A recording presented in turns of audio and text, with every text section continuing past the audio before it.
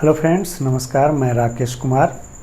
आज daily news analysis के special package में हम दो टॉपिक्स की चर्चा करेंगे।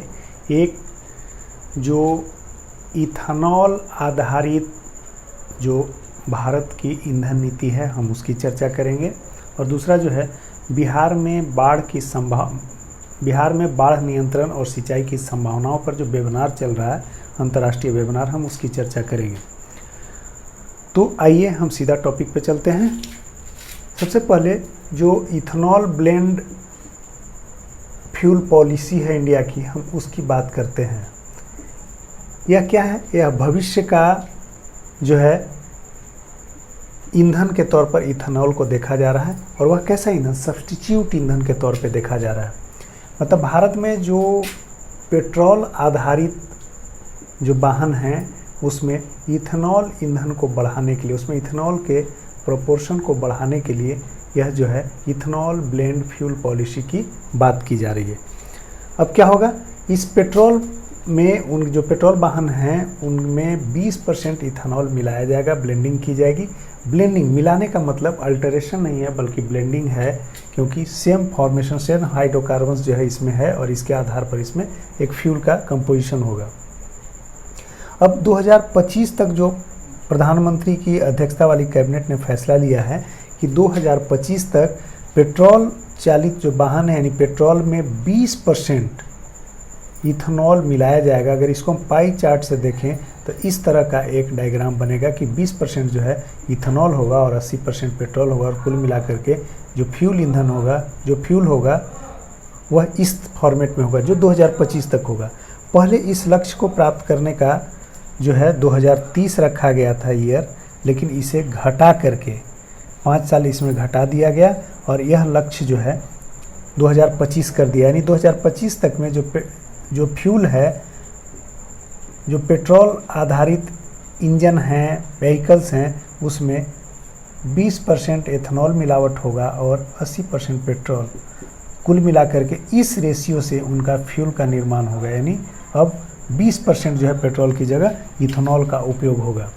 अब इसके फ़ायदे हैं कुछ। हर प्रोजेक्ट का कुछ नफ़ा होता है तो कुछ नुकसान होता है। तो इसके कुछ फ़ायदे हैं, कुछ नफ़ा है। कि सबसे पहले नफ़ा क्या है कि ऐसा करने से, इथेनॉल ब्लेंड फ्यूल पॉलिसी के लागू करने से भारत में वायु प्रदूषण घटेगा। इसे भारत में जो पेट्रोलियम है, क्रूड ऑयल जिसको कहते हैं, पेट्रोलियम तेल जो है, इसके आयात बिल जो है घटेंगे। अब चीनी का जो भारत में बढ़ता स्टॉक है, इथेनॉल कैसे बनता है? गन्ने के रस से बनता है। तो चीनी के जो बढ़ते स्टॉक हैं उसको खपाने में भी मदद मिलेगी। तो भारत को इससे फ़ायदा है। लेकिन दुनिया के लिए क्या नुकसान है कि खाने पीने की वस्तुएं जो हैं वह महंगी होंगी। कैसे महंगी होंगी? कि जो चीनी के उपयोग के द्वारा खाने पीने की वस्तुएं बनाई जाती हैं, अब चीनी के खपत बढ़ा देने से चीनी बनाने के लिए जो इथेनॉल है, गन्ने का रस है, उसे को पेट्रोल में मिलाने के बाद जो उसकी मात्रा घटेगी तो चीनी का मात्रा घटेगा। भारत सरकार के खाद्य मंत्रालय का कहना है कि 2025 तक जो फ्यूल प्रोडक्शन में इथेनॉल की मात्रा होगी वह 60 लाख टन चीनी की खपत के बराबर होगी। यानी इतना 60 लाख टन जो है चीनी खप जाएगी इसी में। तो इससे क्या होगा? चीनी की स्कार्सिटी होगी और दुनिया में जो है खाने पीने की वस्तुएं महंगी होंगी। अब हम थोड़ा सा इस पे नज़र डालते हैं कि जो शुगर का प्रोडक्शन है इंडिया में, विश्व में चीनी के उत्पादक जो देश हैं, नंबर 1 ब्राज़ील है, जबकि सेकंड नंबर का भारत है। अब हम आते हैं अगले टॉपिक पे। बिहार में बाढ़ प्रबंधन और सिंचाई की संभावना। सिंचाई की संभावना पर एक इंटरनेशनल वेबिनार चल रहा है। इसमें बिहार सरकार की तरफ से जल संसाधन मंत्री श्री संजय झा भाग ले रहे हैं, जबकि दुनिया के 9 देशों के विशेषज्ञ, इजराइल, जर्मनी, फ्रांस सहित 9 देशों के विशेषज्ञ इसमें भाग ले रहे हैं। इसका जो वेबिनार का थीम है, टॉपिक है बाढ़ प्रबंधन तथा सिंचाई सुधार की संभावनाओं पर पुनर्दृष्टि। यही टॉपिक है।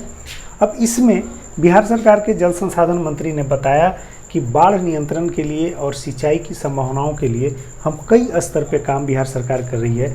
एक तो नेपाल में जो हाई डैम बनाने का प्रोजेक्ट है जिससे बाढ़ को रोका जा सकता है, उसमें प्रगति जो है अपेक्षित प्रगति उसमें काफ़ी देर है, विलम्ब है, इसलिए यह बहुत अभी कारगर ढंग से क्रियान्वित नहीं हो पा रहा।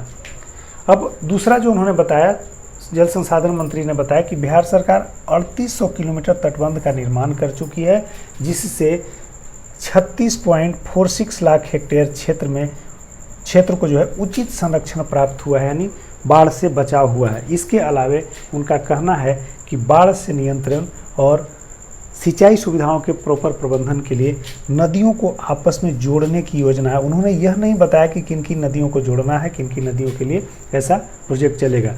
अगला उन्होंने कहा कि लुप्त प्राय जो नदियां हो गई हैं, जिनका अस्तित्व अब संकट में है प्रदूषण के कारण या बढ़ते जनसंख्या दबाव के कारण, तो ऐसी जो लुप्त प्राय नदियां हैं उनको पुनर्जीवन देने का जो है रिवाइव करने के लिए बिहार सरकार प्रयास कर रही है। इसके अलावे चेक डैम के निर्माण पर जो विशेष ध्यान दिया जाएगा और वाटर शेड मैनेजमेंट पर भी विशेष ध्यान दिया जाएगा। अब चेक डैम के निर्माण से सिंचाई की संभावनाओं पर हम फोकस के लिए एक आपको कहानी बताते हैं। औरंगाबाद जिले में के कुटुंबा प्रखंड में सोनबरसा एक गांव है, जहां पूरी तरह से सिंचाई जो है पहाड़ पर होने वाली वर्षा से होती है। ग्रामीणों ने क्या किया है कि उस पहाड़ के से स्रोत निकाला है, नाला निकाला है, और वह पाइन जो है आकर के एक आहर में पानी को जमा करता है और वर्षा से ही जो है वहाँ फसलों का उत्पादन होता है। इसीलिए उस गांव का नाम सोनबरसा है। तो इस तरह से चेक डैम, और इसके अलावे अगर मैं और बात करूं तो 1960 के दशक में कौआकोल प्रखंड के, नवादा जिले के कौआकोल प्रखंड के शेखोदेवरा के जो आश्रम बनाया था जयप्रकाश नारायण ने, उसके आसपास के क्षेत्रों में, चाहे वो झिलार हो या कोई और भी गांव हो, वहाँ पर उन्होंने वाटर शेड मैनेजमेंट के द्वारा ही सिंचाई सुविधाओं का विकास किया था, जो 60 के दशक में ही किया था। तो हम फिर मिलेंगे।